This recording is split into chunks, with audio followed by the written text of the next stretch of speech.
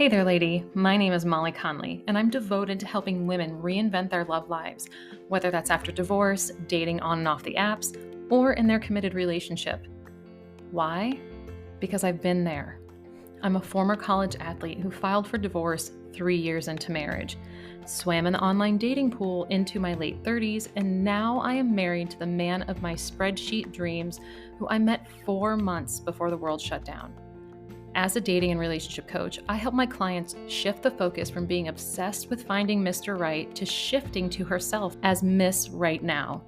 We build a foundation filled with clarity, connection, and confidence, knowing she is worth waiting for. Each week on the podcast, I'll bring you love life insights and savvy guests, where you will receive the courage to release programmed limiting beliefs. Discover patterns and behaviors restricting you from finding and attracting quality men, and ways to choose yourself first so you can build a foundation for a healthy relationship with yourself and a partner. Hey, lady, welcome back to Reinventing the Arena, the podcast. If you're joining me for the first time, I am so happy that you're here. I am a dating and relationship coach for ambitious women, and I help women like yourself overcome self sabotaging behaviors such as perfectionism, people pleasing, resistance, justification, pride, uprooting, all of those sort of things, so that you can develop a healthy relationship with yourself first, because that will lay the foundation for you to find the love that you are looking for with the man that you know you deserve. So last week I went back to Omaha, and when I was there, I met a woman who asked me, "What does reinventing the arena even mean?" And honestly, that's a great question, but I swear that I've already discussed this before, but what what it was is that I used to have a page on my website explaining part of it, but I haven't ever talked about it on the podcast, and now I realize I really haven't even shared it much on Instagram, but I thought that this would be a really good bonus episode, just a quick one to drop in. So, what we're going to start with was the reinventing part, because there's reinventing is going to mean one thing to me, and the arena is another. So, previously, probably about, oh, maybe 10 months ago, I was focusing on high achieving women. And then before that, I was focusing, gosh, that might have been even like another 12 months. I was hyper focused on helping former athletes transition out of college sports into everyday life. And as a former college athlete, I know that this is a very difficult transition, especially for those whose identity is really attached not only to their sport, but to the feeling of performance, to measurable outcomes that you can, really see in a sport. So, reinventing really encompasses evaluating, re-identifying, excuse me, and creating the person that you want to be. And I found that when I was coaching athletes, specifically women, they were having to re-identify what makes them happy outside of sport. Even though that led to mostly, in the beginning, career coaching, the longer that I worked with these clients, the more we started working on their relationships. And if you're a former athlete, you know what I'm going to get into about this, but relationships with athletes is really unique. You go through trials and tribulations together to prepare for, a game that might happen once a week over the next or repeated over the next few months, that eventually is going to lead up to something like a championship game or even a national championship.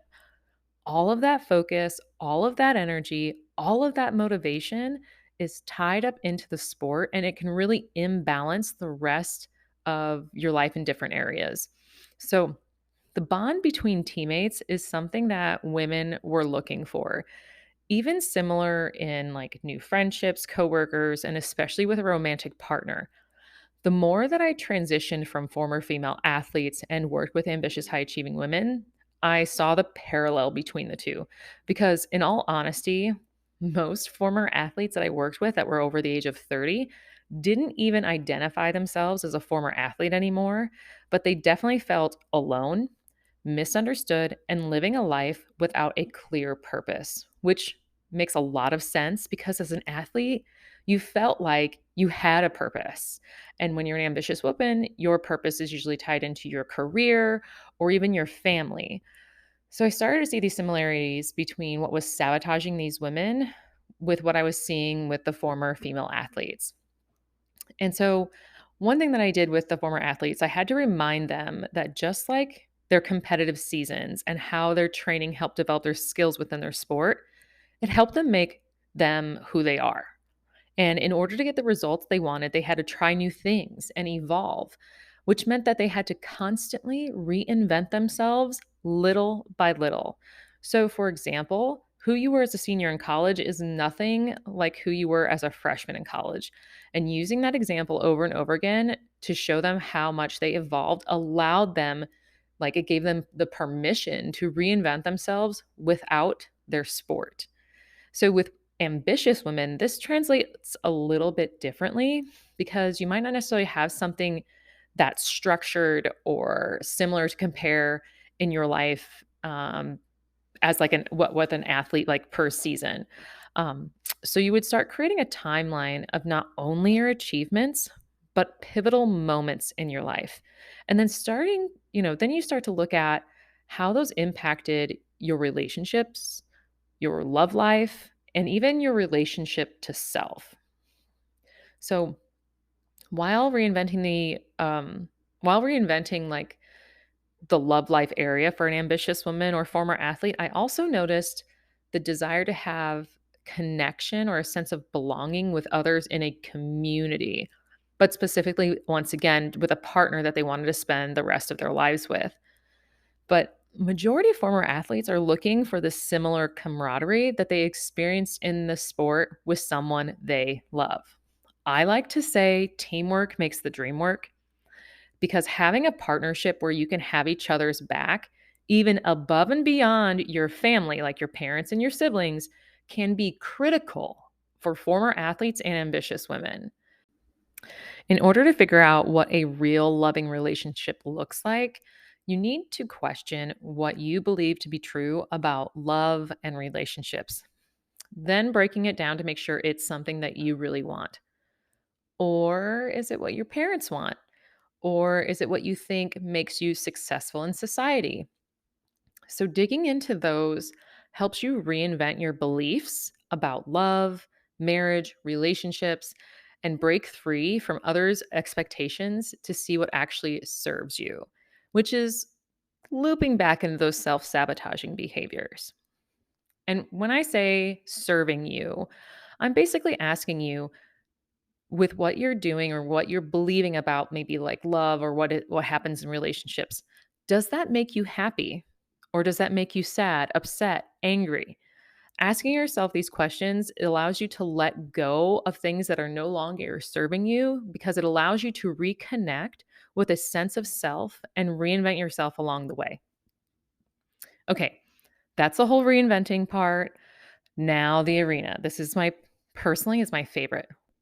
So, right after my divorce, well, maybe like a few months after my divorce, actually, in 2011, a good friend gave me a book called Daring Greatly by Dr. Brene Brown. That book forever changed my life.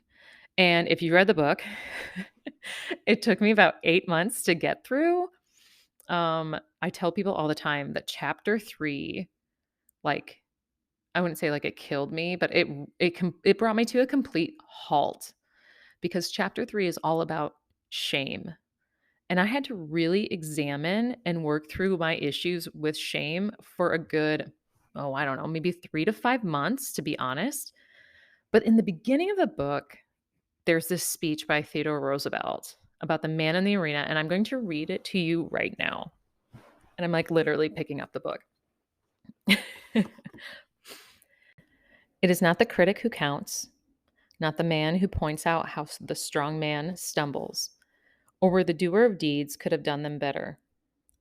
The credit belongs to the man who is actually in the arena, whose face is marred by dust and sweat and blood, who strives valiantly, who errs, who comes up short, again and again, because there's no effort without error and shortcoming.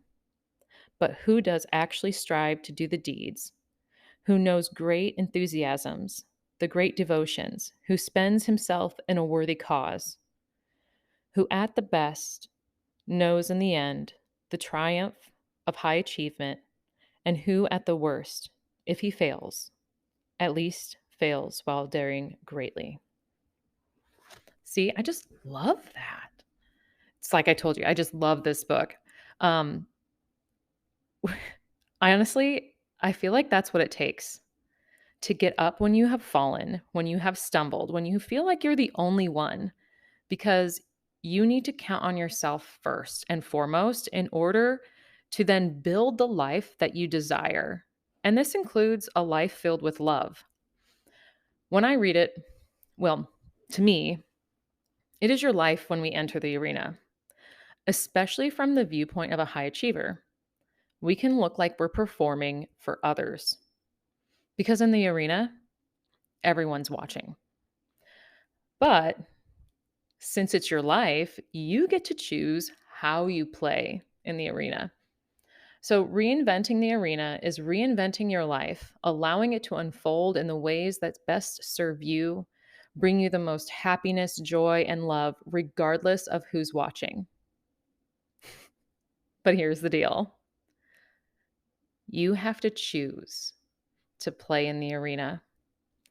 You have to choose to get out of the stands with everyone else, to stop the people pleasing, to stop the perfectionism, and all the different self sabotaging behaviors so that you can go all in for yourself.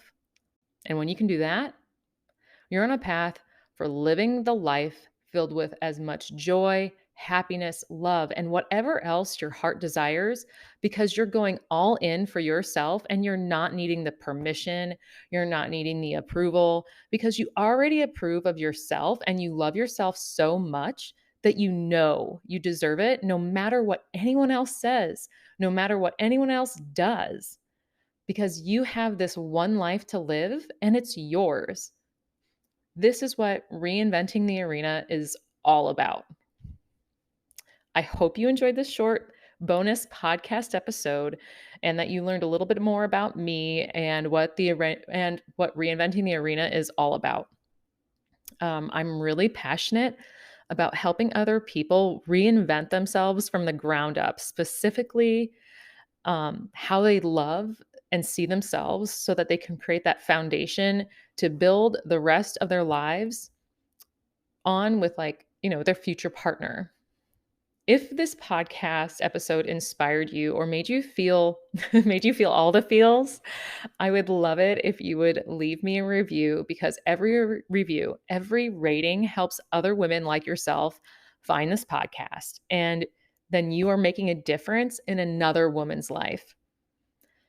Now, if this sounds like something, or maybe you're thinking, I want to go all in for me, I want to get out of the stands and play in the arena, you can apply for private one-on-one coaching. I have very limited spots available because I want to make sure I give my clients the most attention and focus on them and their loves lives so that they can achieve their goals.